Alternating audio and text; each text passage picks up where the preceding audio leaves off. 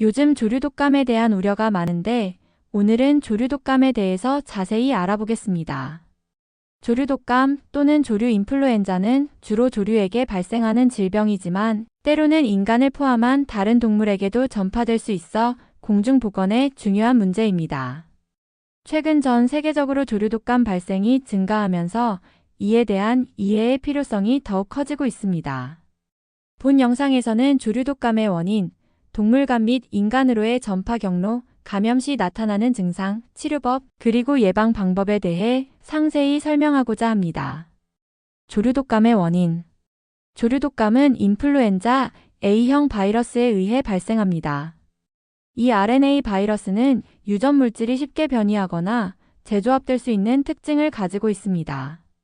인플루엔자 바이러스는 A, B, C, D형으로 나뉘는데 조류 독감 바이러스는 A형에 속합니다. 참고로 인간에게 계절성 독감을 일으키는 주요 바이러스는 A형의 H1N1 또는 H3N2 R형입니다.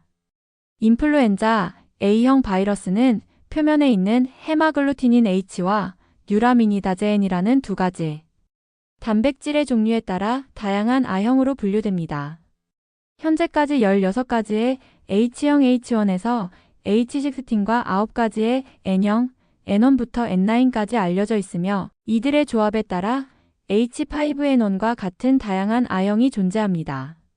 인간에게 감염을 일으킨 것으로 알려진 조류 인플루엔자 A형 바이러스의 R형에는 H5, H6, H7, H9, H10 등이 있습니다. 특히 H5, H7, H9 R형은 인간 감염 사례에서 가장 흔하게 발견되며 대표적인 예로 AH5N1과 AH7N9 바이러스가 있습니다. 조류 인플루엔자 바이러스는 가금류에서의 병원성 정도에 따라 저병원성 조류, 인플루엔자 LPAI와 고병원성 조류 인플루엔자 HPAI로 나뉩니다. LPAI는 가금류에서 경미한 증상을 일으키거나 무증상인 경우가 많지만 HPAI는 가금류에서 심각한 질병과 높은 폐사율을 유발할 수 있습니다. 역사적으로 HPAI는 가금류에서 75%에서 100%에 이르는 높은 치사율을 보였습니다. HPAI는 가금류에서 감염 후 10일 이내에 어린 닭의 75% 이상을 죽이거나 전신 감염을 일으키는 경우로 정의됩니다. 흥미로운 점은 가금류에서의 병원성 분류가 인간 감염 시의 질병 심각도와는 직접적인 관련이 없다는 것입니다. 즉, LPAI 바이러스도 인간에게 심각한 질병을 일으킬 수 있습니다. 또한 LPAI 바이러스가 가금류 내에서 HPAI 바이러스로 변이될 수도 있습니다. 조류 인플루엔자 바이러스는 끊임없이 변이하는 특징을 가지고 있습니다. 감염이 일어날 때마다 바이러스의 유전자 서열에 작은 변화가 발생하며 이러한 변화는 바이러스가 숙주의 면역 체계를 회피하는 데 도움을 줍니다. 이러한 이유로 새로운 백신 개발이 지속적으로 필요합니다. 때로는 한 개체가 두 종류 이상의 인플루엔자 바이러스에 동시에 감염될 경우 유전자 재조합이라는 더 큰 변화가 일어날 수 있습니다.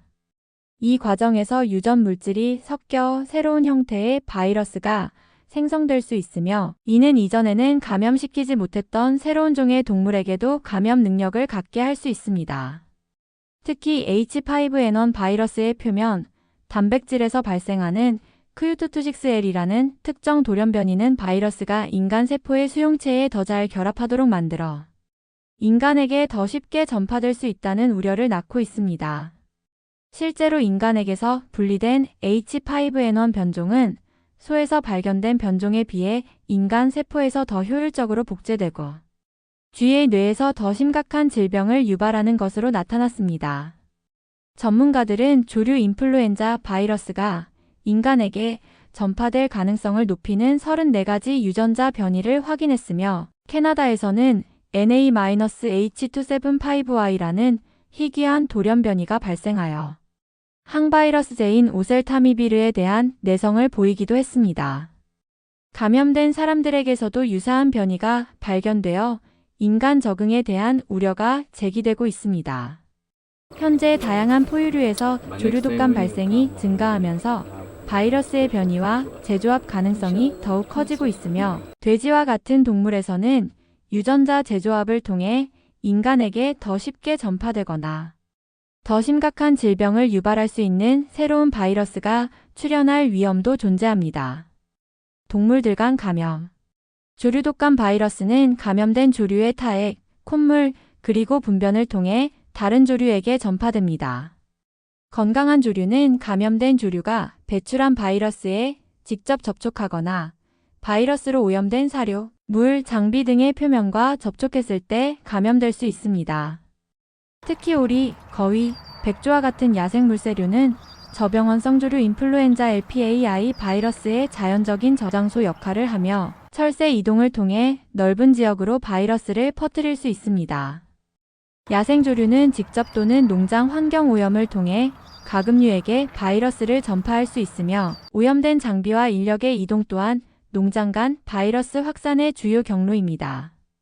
닭, 칠면조, 오리와 같은 가금류는 감염된 야생 조류나 다른 감염된 가금류와 직접 접촉하거나 바이러스로 오염된 표면과 접촉하여 감염될 수 있습니다. 저병원성 및 고병원성 조류 인플루엔자 모두 가금류 집단 내에서 빠르게 확산될 수 있습니다. 조류독감 바이러스는 조류뿐만 아니라 다른 포유류에게도 전파될 수 있습니다. 포유류는 감염된 조류, 가금류 또는 다른 동물을 먹거나 바이러스로 오염된 환경에 노출되었을 때 감염될 수 있습니다. 현재 고병원성 조류 인플루엔자 HPAI는 젖소, 집고양이 및 기타 야생 동물을 포함한 다양한 포유류에게 확산된 것으로 보고되었습니다. 포유류 간 전파는 드문 것으로 여겨지지만 가능성은 존재합니다. 특히 젖소에서는 우유를 통해 그리고 살균되지 않은 우유를 섭취한 고양이에게 전파될 수 있다는 증거가 있습니다. 야생 포유류의 경우 감염된 조류를 포식하는 것이 주요 감염 위험 요인으로 알려져 있으며 야생에서의 포유류 간 전파에 대한 정황 증거는 있지만 아직 확인이 필요합니다. 동물들에게 감염 시 증상. 조류독감에 감염된 동물들은 다양한 증상을 보일 수 있으며 이는 바이러스의 병원성 고병원성 또는 저병원성과 감염된 동물종에 따라 다릅니다. 가금류의 경우 저병원성 조류 인플루엔자 LPAI는 경미한 호흡기 증상, 설사, 식욕부진 또는 산란율 저하와 같은 증상을 보일 수 있으며 때로는 아무런 증상이 나타나지 않기도 합니다. 반면 고병원성 조류 인플루엔자 HPAI는 갑작스러운 죽음, 활력 저하 및 식욕부진, 산란율 급감 또는 연약하거나 기형적인 계란 생산, 눈꺼풀 볕, 수염 및 정강이의 부종, 볕, 수염 및 다리의 보라색 변색, 호흡 곤란, 콧물 기침, 재채기, 머리와 목에 비틀림, 비틀거림 또는 넘어짐, 그리고 설사와 같은 심각한 증상을 유발할 수 있습니다. 가금류 외의 포유류에서 조류독감 감염 시 나타나는 증상은 종에 따라 다를 수 있습니다. 집고양이와 개의 경우 발열, 무기력, 식욕부진, 결막염, 눈과 코에서 많은 양의 분비물, 호흡 곤란, 신경학적 징후 떨림, 발작, 운동실조 실명 등 그리고 심한 경우 사망에 이를 수 있습니다. 젖소의 경우 식욕부진, 급격한 우유 생산량 감소, 심하게 감염된 젖소는 초유와 유사한 걸쭉한 우유를 생산하거나 거의 우유를 생산하지 못하며 유선염 증상을 동반할 수 있고 사료 섭취량, 급감과 함께 되새김질 및 위 운동성 저하, 그리고 건조하고 끈적끈적한 분변과 같은 증상이 나타날 수 있습니다.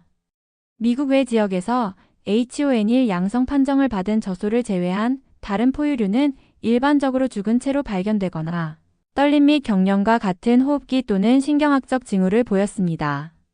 인간에게 전파될 수 있는가? 어떻게 전파되는가?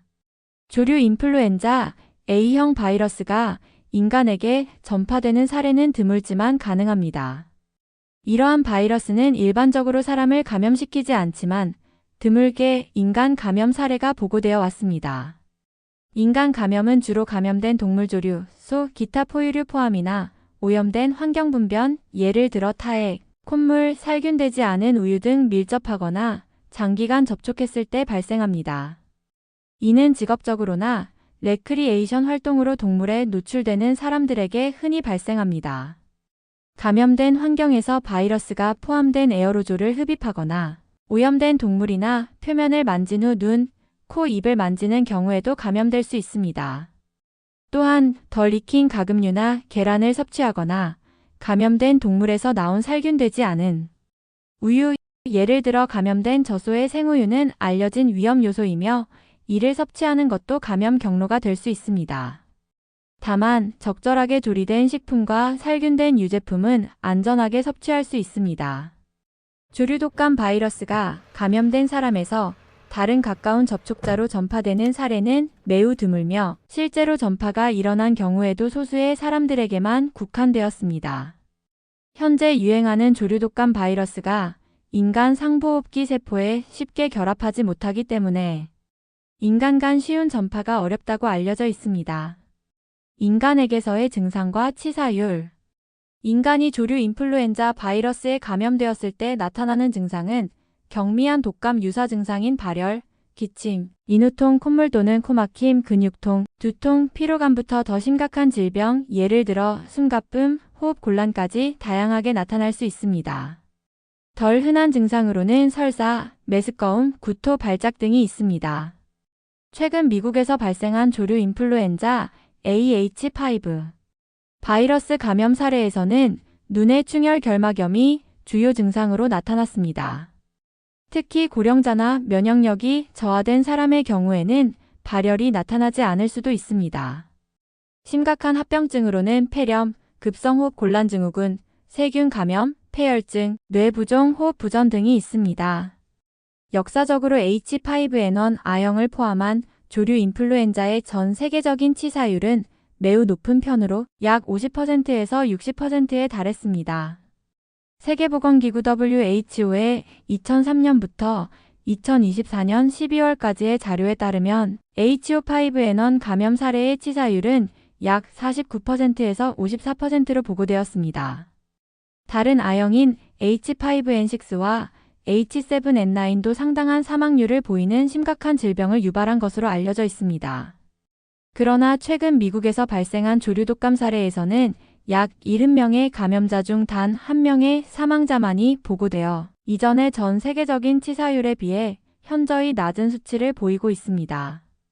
2024년 3월부터 10월까지 미국에서 발생한 46건의 인체 감염 사례를 분석한 연구에서는 모든 환자가 경미한 증상을 보였으며 입원하거나 사망한 사례는 없었습니다. 치료제는 있는가? 인간 조류독감 감염 치료에는 항바이러스제가 사용될 수 있습니다. 효과적인 항바이러스제로는 타미플루, 자나미비르, 페라미비르라피마와 같은 유라미니나제 억제제가 주로 사용됩니다. 특히 오셀타미비르는 조류독감 치료의 첫 번째 선택 약물로 권장됩니다. 발록사비르 마르복실이라는 엔도뉴클레아제 억제제도 오셀타미비르의 내성이 의심되거나 확인된 특정 사례에서 고려될 수 있습니다. 과거에 사용되었던 아만타딘과 리만타딘과 같은 아다만탄 계열의 약물은 현재 조류독감 바이러스에 대한 내성이 흔하게 나타나므로 일반적으로 권장되지 않습니다. 항바이러스제는 증상 발현 후 가능한 한 빨리, 이상적으로는 48시간 이내에 투여하는 것이 가장 효과적입니다. 조기 진단과 치료는 특히 중증 환자의 예후를 개선하는 데 매우 중요합니다. 심한 감염의 경우에는 입원 치료와 더불어 산소치료나 인공호흡과 같은 지지치료가 필요할 수 있습니다. 또한 조류독감 환자와 밀접하게 접촉한 사람들에게는 예방적으로 항바이러스제를 투여하는 것을 고려할 수 있습니다. 예방. 조류독감 감염을 예방하기 위해서는 몇 가지 중요한 수칙을 따라야 합니다. 일반 대중의 경우 아프거나 죽은 야생조류, 가금류 및 기타 동물과의 직접적인 접촉을 피하고 멀리서 관찰해야 합니다. 손 위생을 철저히 하는 것도 중요합니다.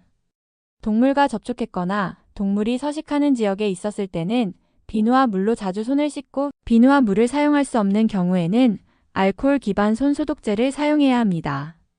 우유 및 유제품은 반드시 살균된 제품을 섭취하고 살균되지 않은 생우유는 피해야 합니다. 가금류와 계란은 내부 온도 74도 이상으로 충분히 익혀 먹어야 하며 생닭고기를 다룰 때는 위생에 특히 주의해야 합니다. 계절성 독감 백신을 접종하는 것도 조류독감 예방에 간접적으로 도움이 될 수 있습니다. 비록 조류독감을 직접적으로 예방하지는 못하지만 계절성 독감과 조류독감에 동시에 감염될 위험을 줄여줄 수 있습니다. 닭이나 오리 등을 사육하는 농가 또는 관련 종사자와 같이 바이러스에 노출될 위험이 높은 사람들은 개인 보호 장비 PPE를 착용해야 합니다. 여기에는 장갑, 마스크, 눈 보호 장비, 보호복 등이 포함됩니다. 오염된 지역과 장비를 청소하고 소독하는 것에 대한 특정 지침을 따르고 잠재적 노출 후에는 철저한 손 위생과 샤워를 해야 합니다. 또한 노출 후 10일 동안 건강 상태를 모니터링하고 증상이 나타나면 즉시 보고해야 합니다. 가금류 소유주는 자신의 닭을 보호하기 위해 엄격한 생물 보안 조치를 시행해야 합니다. 여기에는 야생 조류 및 기타 잠재적 감염원으로부터 닭을 분리하고 닭 사육장과 장비를 청결하게 유지하며 정기적으로 소독하는 것이 포함됩니다. 이웃이나 다른 조류 소유자와 장비를 공유하지 않고 새로운 닭이나 전시회에서 돌아온 닭은 최소 30일 동안 격리해야 합니다. 사료를 안전하게 보관하고 엎질러진 사료를 즉시 청소하여 야생 조류가 닭 사육 지역에 접근하는 것을 방지하는 것도 중요합니다. 결론. 조류독감은 주로 조류에게 발생하는 질병이지만 인간을 포함한 다른 동물에게도 드물게 전파될 수 있습니다. 조류독감 바이러스는 지속적으로 변이할 수 있으며 특히 H5N1 A형은 역사적으로 높은 치사율을 보여왔습니다. 현재 인간 감염 사례는 드물고 공중보건 위험은 낮은 것으로 평가되지만 바이러스의 변이 가능성 때문에 상황은 지속적으로 감시되고 있습니다. 조류독감 감염을 예방하기 위해서는 개인 위생을 철저히 하고 감염된 동물과의 접촉을 피하며 식품 안전 수칙을 준수하는 것이 중요합니다. 지금까지 조류독감에 대해서 알아보았습니다. 다음에 더 좋은 내용으로 찾아뵙겠습니다.